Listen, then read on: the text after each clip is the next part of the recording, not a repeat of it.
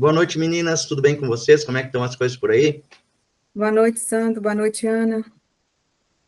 Boa noite, gente. Tudo bom? Ótimo, ótimo. Vamos lá, então, para o nosso culto do Evangelho no Lar. Hoje a Gessiara faz a nossa prece inicial. Isso. Vamos dar início início ao nosso culto no lar dessa noite, aquecendo aí os nossos corações nessa noite fria. Primeiramente agradecendo a Jesus, nosso mestre amado, querido. Agradecendo a toda a espiritualidade amiga presente aqui conosco. Agradecendo também os outros espíritos que estão, de alguma forma, ligados à nossa energia. Pedindo que eles prestem bastante atenção nos estudos de hoje, para que eles também possam se beneficiar com o que for falado aqui, possam se beneficiar com a presença dos irmãos de luz, que estão prontos para estender a mão e auxiliá-los, assim como também nos auxiliam, nos intuem e nos apoiam durante todo o nosso estudo. Que nós saibamos aproveitar cada palavra que for lida aqui e cada coisa que nós refletirmos sobre os ensinamentos de Jesus. Que nós procuramos amansar os nossos corações, procurarmos ser parecidos com o que Cristo veio pregar para nós, nos ensinar, sermos humildes, sermos mansos de coração, sabermos servir, sabermos perdoar, sabermos doar de nós para quem mais necessita, não só coisas materiais, mas o nosso tempo, o nosso carinho, as nossas orações, pedindo para que toda a luz que se irradie do nosso estudo sobre os nossos lares também alcance os nossos vizinhos, os nossos entes queridos que estão em nossos corações, nossos pensamentos, toda nosso bairro, a nossa cidade, o nosso país, que está precisando de muita luz, os nossos governantes que precisam para nos conduzir, o nosso planeta, que está passando por esse processo de transição, e nós que escolhemos estar aqui nesse momento, saibamos fazer a nossa parte, saibamos cumprir a missão que nos foi confiada para essa encarnação. Agradeço, Senhor, a oportunidade de estarmos aqui. Agradeço todo o amparo, toda a luz. Que assim seja. Que assim seja. No episódio de hoje, então, quem vai nos dar a abertura do Evangelho será a Ana. Por favor, Ana, a palavra está contigo. Evangelho segundo o Espiritismo, de Allan Kardec, capítulo 8º. Bem-aventurados os que têm puro o coração. Simplicidade e pureza de coração. Item 3, né? A pureza do coração é inseparável da simplicidade e da humildade. Exclui toda a ideia de egoísmo e de orgulho. Por isso é que Jesus toma a infância como um emblema dessa pureza, do mesmo modo que tomou como a da humildade.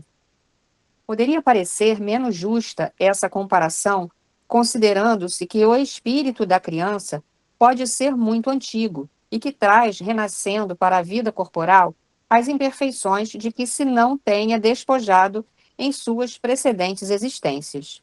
Só um espírito que houvesse chegado à perfeição nos poderia oferecer o tipo da verdadeira pureza. É exata a comparação. Porém, do ponto de vista da vida terrestre, porquanto a criancinha, não havendo podido ainda manifestar nenhuma tendência perversa, nos apresenta a imagem da inocência e da candura. Daí o não dizer Jesus, de modo absoluto, que o reino dos céus é para elas, mas para os que lhes assemelham. Pois que o espírito da criança já viveu, porque não se mostra, desde o nascimento, tal qual é. Tudo é sábio nas obras de Deus. A criança necessita de cuidados especiais, que somente a ternura materna lhe pode dispensar. Ternura que se acresce da fraqueza e da ingenuidade da criança. Para uma mãe, seu filho é sempre um anjo, e assim era preciso que fosse, para lhe cativar a solicitude. Ela não houvera podido ter-lhe o mesmo devotamento se, em vez da graça ingênua, deparasse nele, sob os traços infantis, um caráter vil e as ideias de um adulto, e ainda menos se ele viesse a conhecer o passado. Aliás, faz-se necessário que a atividade do princípio inteligente seja proporcionada à fraqueza do corpo, que não poderia resistir a uma atividade muito grande do espírito, como se verifica nos indivíduos grandemente precoces.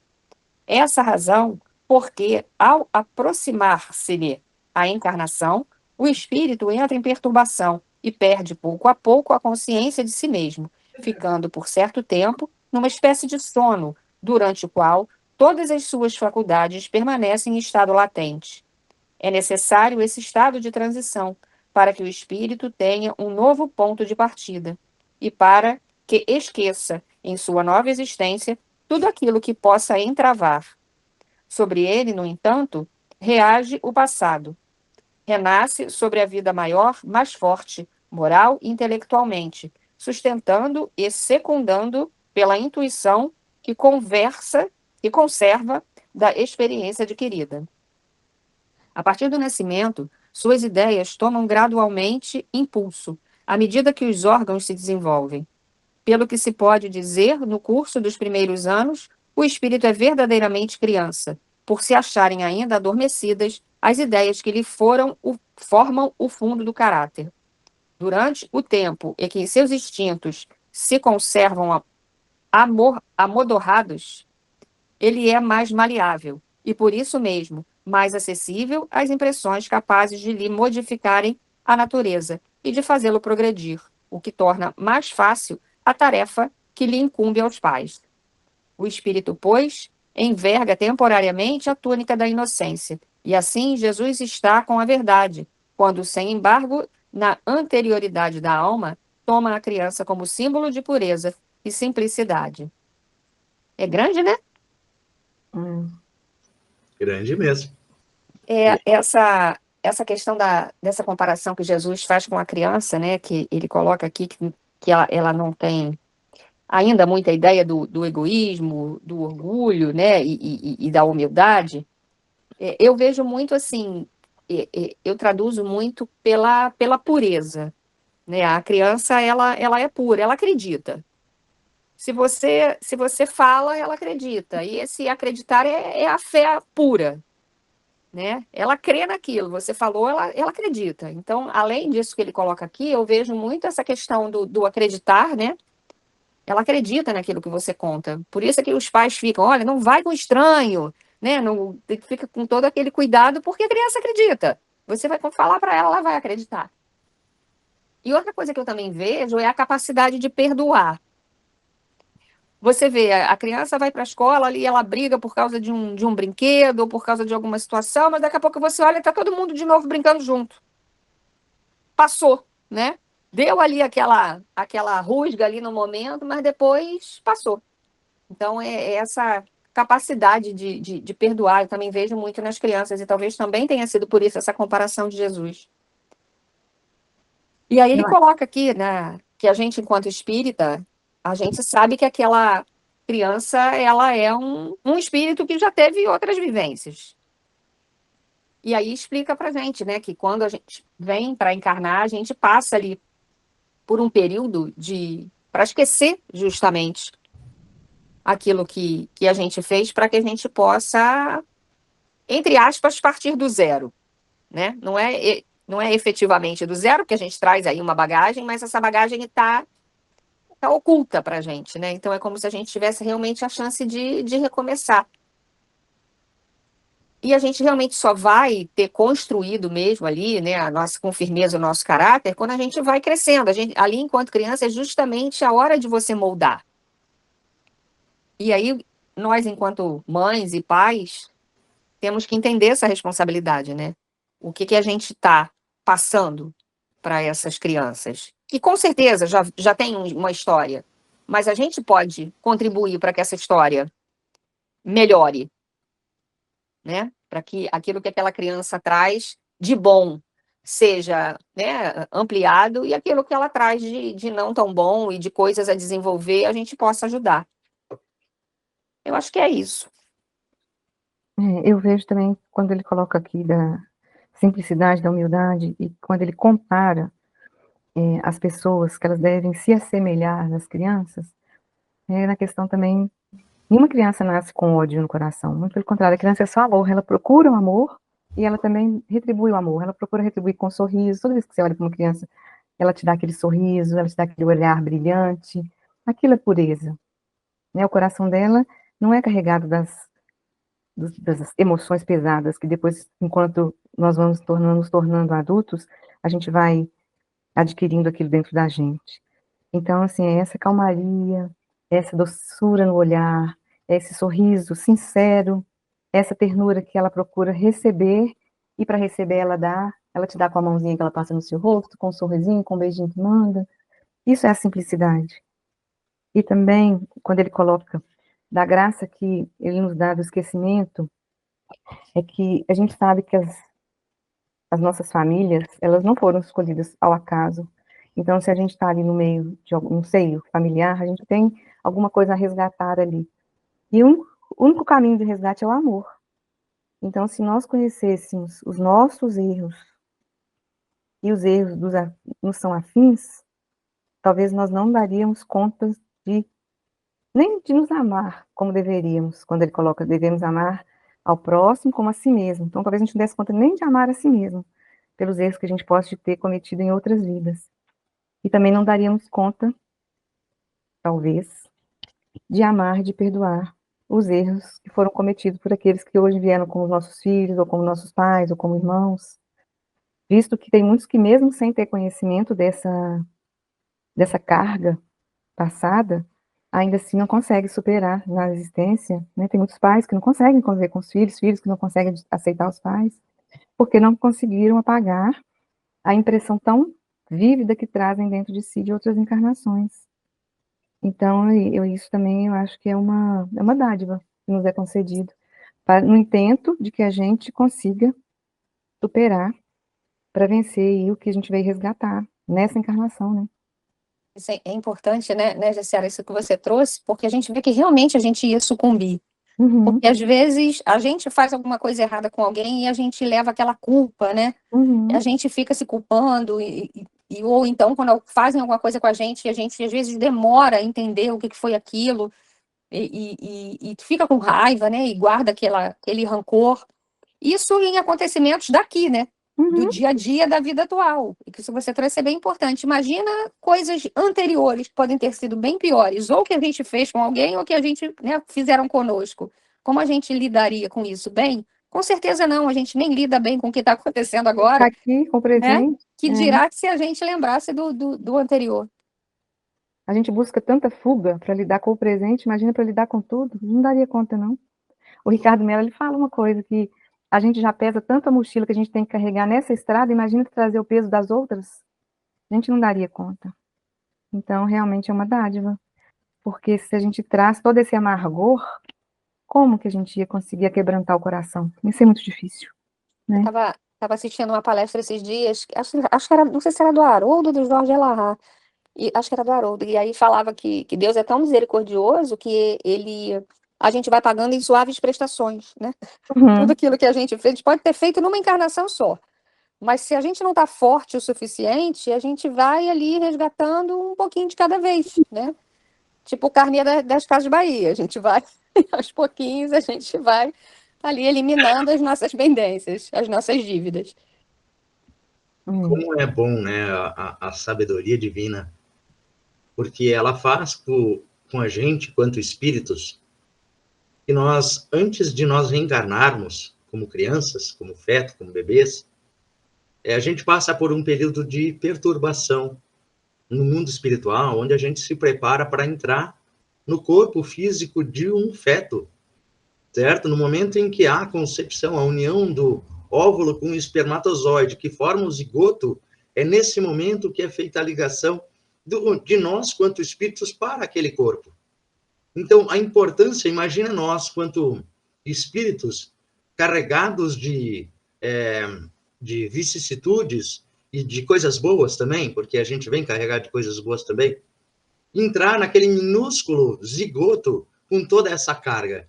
Não, aquele pequeno corpinho não estaria preparado para receber tamanha informação.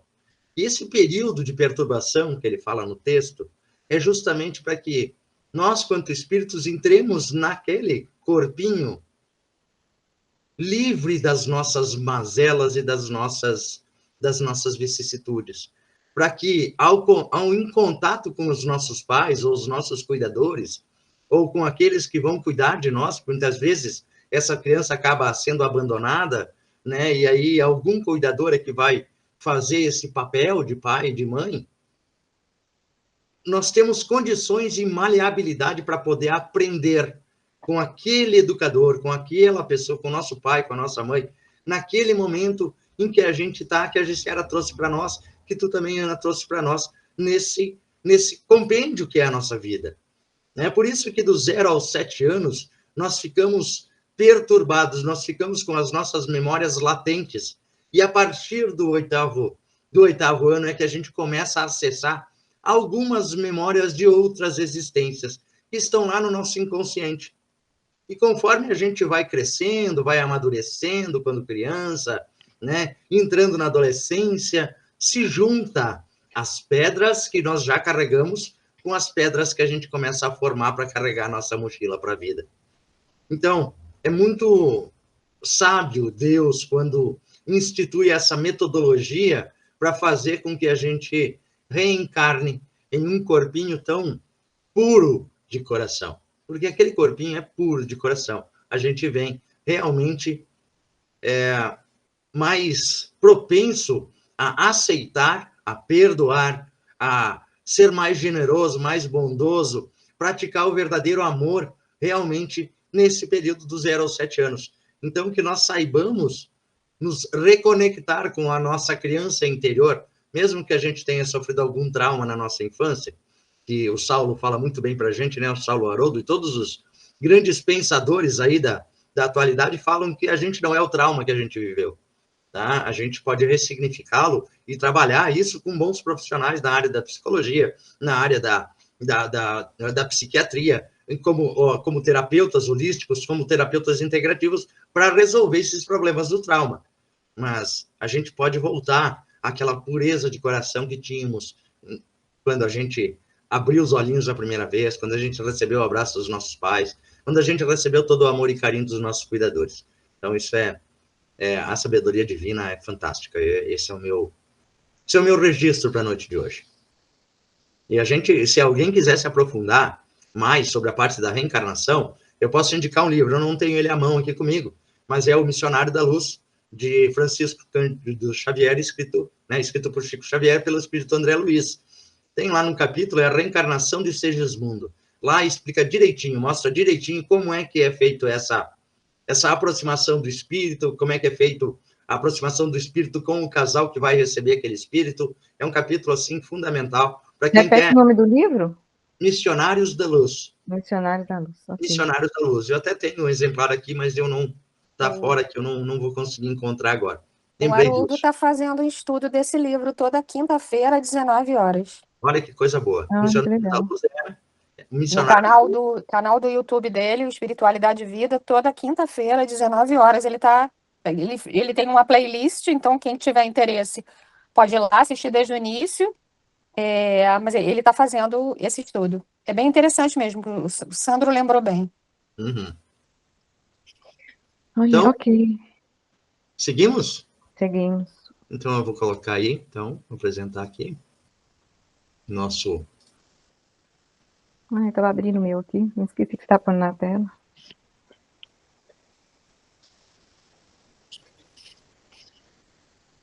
Então, vamos lá.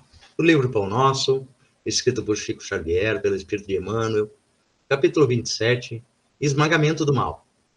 Paulo, na sua carta aos Romanos, capítulo 16, versículo 20, disse o seguinte: E o Deus da paz esmagará em breve a Satanás debaixo de vossos pés. Em toda parte do planeta se poderá reconhecer a luta sem trégua entre o bem e o mal. Manifesta-se o grande conflito sob as mais diversas formas e no turbilhão de seus movimentos. Muitas almas sensíveis, de modo invariável, conservam-se na atitude de invocação dos gênios tutelares para que estes venham à arena combater os inimigos que as atordoam, prostrando-os de vez. Solicitar auxílio ou recorrer à lei da cooperação representam atos louváveis do espírito que identifica a própria fraqueza. Contudo, insistir para que outrem nos substitua no esforço que somente a nós outros cabe despender, demonstra a falsa posição, suscetível de acentuar-nos as necessidades. Satanás, representando o poder do mal na vida humana, será esmagado por Deus. Todavia, Paulo de Tarso define com bastante clareza o local da vitória divina. O triunfo supremo verificar-se-á sobre os pés do homem. Quando a criatura, pela própria dedicação ao trabalho iluminativo, se entrega ao Pai, sem reservas, efetuando-lhe a vontade sacrossanta, com o esquecimento do velho egoísmo animal, apreendendo a grandeza de sua posição de espírito eterno, atingirá a vitória sublime. O Senhor Todo-Paternal já se entregou aos filhos terrestres, mas raros filhos se entregaram a ele. Indispensável, pois, não esquecer que o mal não será eliminado a esmo, e sim debaixo dos pés de cada um de nós. Extremamente profundo e extremamente passível com aquilo que nós estamos vivendo atualmente aqui no nosso país. Vamos trazer essa reflexão para o que está acontecendo aqui no nosso país, né? Tendo em vista aí os embargos norte-americanos, em cima de taxações, em cima de instrumentar o país, os seus representantes aqui no nosso país, como peças de xadrez que estão aqui mais para controlar do que para propriamente, né, haver um diálogo, né? E sem contar a postura também dos nossos governantes com relação aos apoios que estão sendo feitos, né, em termos a nível mundial. Não é por uma questão política que a gente traz essa questão, mas é mais pelo o combate do bem e do mal. Como combater essas situações que estão acontecendo? Através da ferramenta que a gente mais tem à mão e mais consegue ter sucesso, que é a oração. É o envio de vibrações, né, para que os nossos governantes resolvam as situações de forma a evitarem conflitos. Tá? E não só os nossos governantes, a nós mesmos. Quando a gente está em situações onde nós nos colocamos egoisticamente à frente, acima de qualquer situação, achando que aquilo que a gente está fazendo é o certo, mas ao invocarmos, né, seres das esferas espirituais com trabalhos voltados para o mal, nós automaticamente seremos coniventes a esses espíritos, certo? E pagaremos por essa conduta também desse jeito. Do mesmo modo que ficar apenas trazendo a mensagem de Arcanjo Miguel, para que ele, como anjo guerreiro, arcanjo guerreiro das falanges de Jesus, que ele venha até aqui e ataque e acabe com o mal que existe no nosso planeta e que existe ao nosso redor, também fica uma coisa muito falsa, porque, sim, sou devoto de Arcanjo Miguel. Acredito que ele, como guerreiro das falanges de Jesus, ele está aqui para nos auxiliar como aprendizes de guerreiros, para que com as nossas mãos e com o nosso pensamento e com a nossa ação, a gente vá ao bom combate. E ir ao bom combate é ir com o nosso escudo e com a nossa arma na mão, mas com o poder da palavra e do pensamento sempre agindo no bem. E é isso que a gente precisa melhorar. Ao travar as nossas lutas, ao travar os nossos conflitos, qual a intenção e o objetivo que eu tenho ao travar esta luta?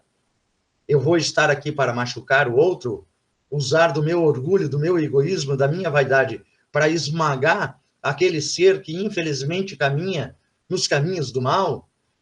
Ele não pode ser um irmão que está ignorante da situação de que estar no caminho do bem, estar no caminho da luz, viver aos pés de Jesus Cristo é melhor do que estar servindo de escravidão para esses irmãos menos afortunados do mal, que escravizam e que impõem a sua verdade, que impõem a sua luta?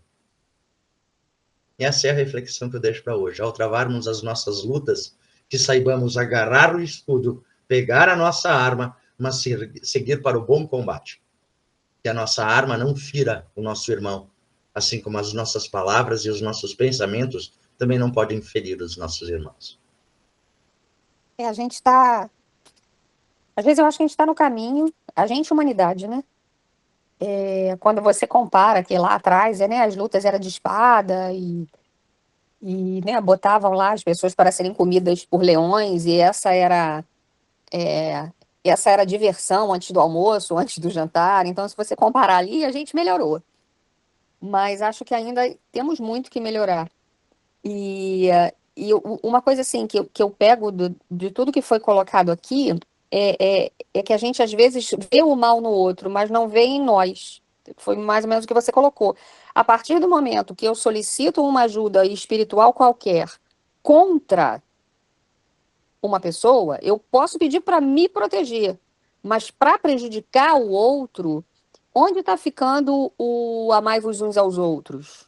Se eu estou te prejudicando, né? Eu estou com uma situação do trabalho, estou eu e mais uma pessoa concorrendo a um cargo, e eu vou e peço, ai, poxa, eu queria tanto ficar, poxa, me proteja, faça com que eu fale a coisa certa, que eu faça a prova e que eu passe.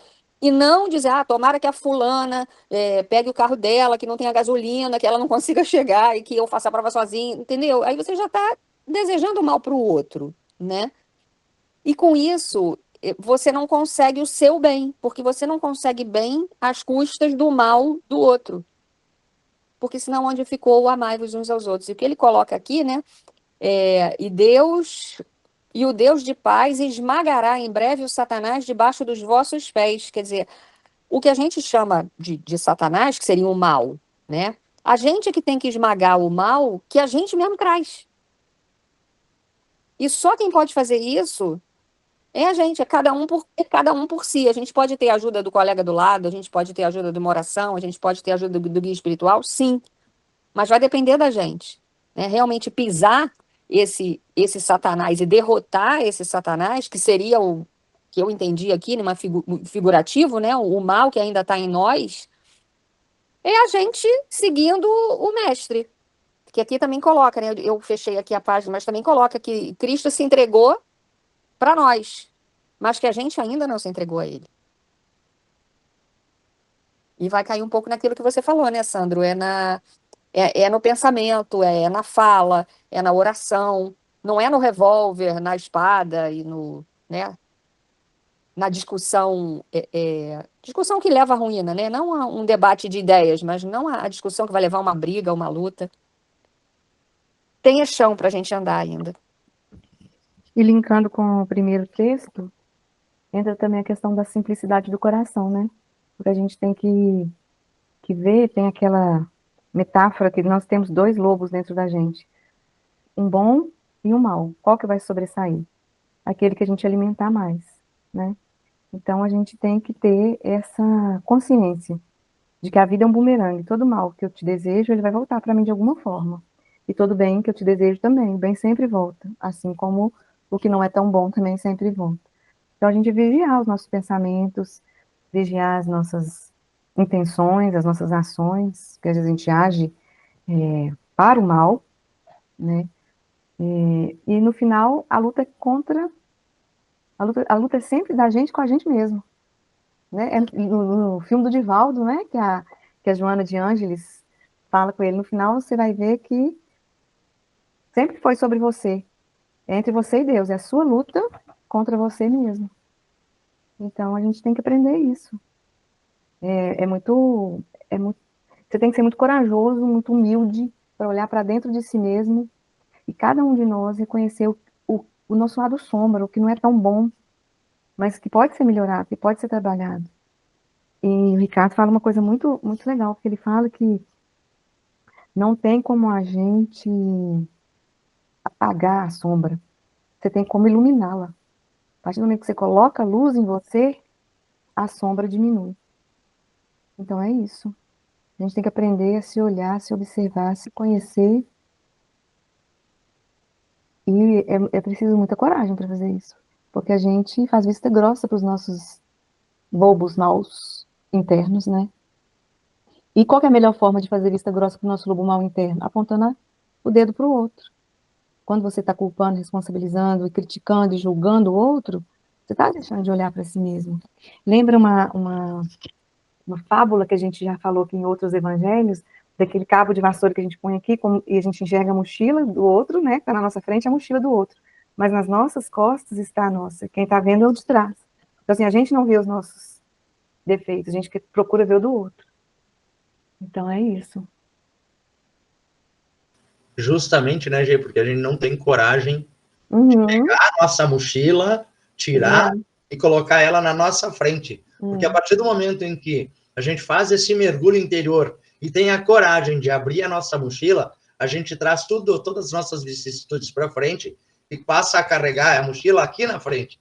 Eu olho sim a do outro, mas eu tenho a minha aqui embaixo do meu nariz, para que eu possa abri-la e trabalhar todas as pedras que tem aí dentro. E com certeza, no meio de tantas pedras, tá? A gente pode cavar grandes diamantes, grandes pedras preciosas dentro dessa mochila. Está ali escondida, embaixo de tantas pedras de orgulho, de egoísmo, de maldade, de querer fazer o mal para alguém mesmo, não sabendo que está fazendo mal para alguém, certo? Que muitas vezes a gente acaba cometendo atrocidades contra o outro na ignorância, tá? Mas mesmo na ignorância a gente vai pagar. Tem um ditado popular, tá, que eu escuto há muito tempo, que é quem faz o mal aqui vai pagar o mal aqui. Se não é nessa encarnação, vai ser na próxima, mas vai pagar o mal aqui. É o aqui se faz, aqui se paga. É isso aí. É isso aí.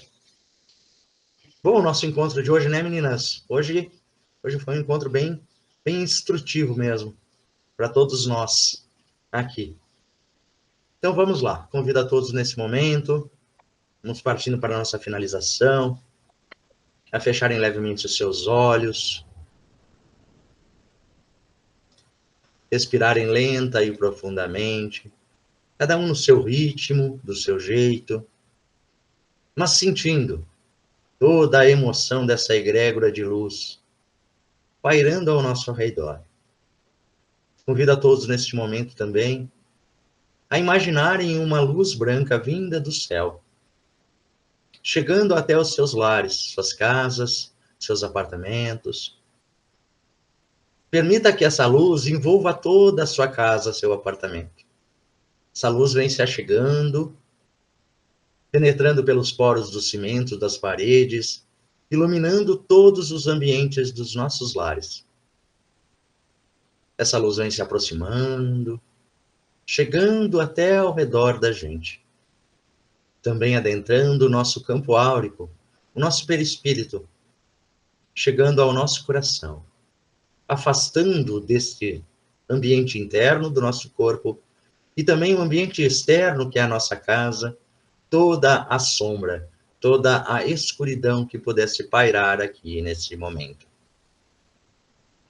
Convido neste momento aos caravaneiros do amor para que se aproximem dos nossos lares, dos nossos apartamentos e casas, e promovam aqui a limpeza, a purificação destes ambientes, tornando-os aptos para uma nova semana, para que possamos produzir cada vez mais elevadas vibrações, capazes de influenciar a nós, a nossa conduta, os nossos pensamentos, as nossas ações, e também de todos que aqui vivem em nossos lares, ou que vêm nos visitar, possam receber essas dádivas divinas, promovendo essa limpeza e essa purificação dentro de cada um deles. Aos irmãos amigos e talvez os inimigos que possam estar em nossos lares, eles sejam também abençoados e levados a um posto de socorro, e lá receberem todo o amparo e todo o carinho necessário e merecedor, para que possam também retornar ao caminho do bem. Peço ainda aos caravaneiros do amor, a Jesus Cristo, a São Miguel Arcanjo e a toda essa egrégora de luz, que deposite sobre as águas que beberemos, as caixas d'água, os filtros, as águas da torneira, todas as águas que estão em nosso ambiente, os fluidos necessários para o bom refazimento de nosso corpo e nosso perispírito e espírito, transformando assim as palavras e reflexões ouvidas na noite de hoje, um bálsamo para o nosso coração.